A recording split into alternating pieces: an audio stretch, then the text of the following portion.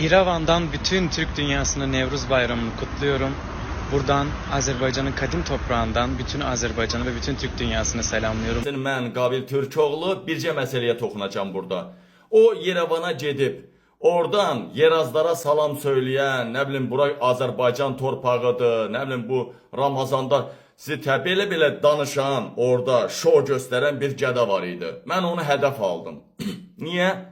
Niyəsini deyim. Niyəsini də dedim ki, ay millət, bu saat Ermənistandan belə Azərbaycandan qaçıb Ermənistanda sığınacaq almaq istəyən insanlar var. Bu bir. İkincisi, Qərbi Cənubi Azərbaycandan o boyda bizim soydaşlarımız İrana gedirlər. Danışığı bizdən o qədər də fərqlənmir. Onlar hiss eləmir o qədər də ermənilər. Sabah onlar gedəndə və yaxud Türkiyə ilə sərhəd açıldı, Türkiyə ilə gedən olanda Ermənistana, sabah onu izləyəcəklər. Bir balaca o an bu an olan kimi fürsət tapan kimi boynunun dalından ilişdirəcəklər. Dedim ki, ay millət, Gürcistandan da gedə bilər ora Azərbaycanlılar. Bax, mənim tanıdığım 44 gün savaşda iştirak eləyən insanlar var. Birbaşa elə belə yazıblar da yoxlamaq üçün. Paşinyana yazıblar, Paşinyana.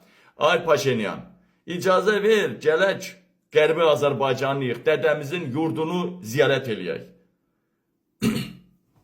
Paşinyan hətta onu da yazmışlar ki, biz 44 günlük savaşda iştirak eləmişik.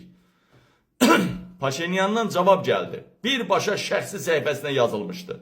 Cavab gəlib ki, ölkəmizə girəndən çıxana kimi təhlükəsizliyiniz təmin olunacaq, gəlin haran istəsəniz ziyarət eləyin.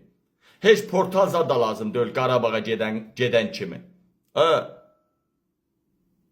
İndi bu adam getdi orada aranı qızışdırmağa. Bunu qəsdindən göndərdilər. Azərbaycan hakimiyyəti qəsdindən Orxan Sultanov Rusiya kəşfiyyatından Azərbaycan xarici kəşfiyyatı qəsdən göndərdi ki, ermənilər haykü eləsin, aranı qızışdırsınlar, milliyyətçilər.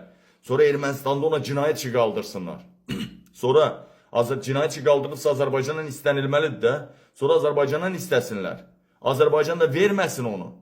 Və sonra İstədikləri təxribatı edib Zəngəzura ordumuzu soxub kasımın balalarını qırdırsınlar. Bax, bunu istəyirlər. Bunu mən də dedim.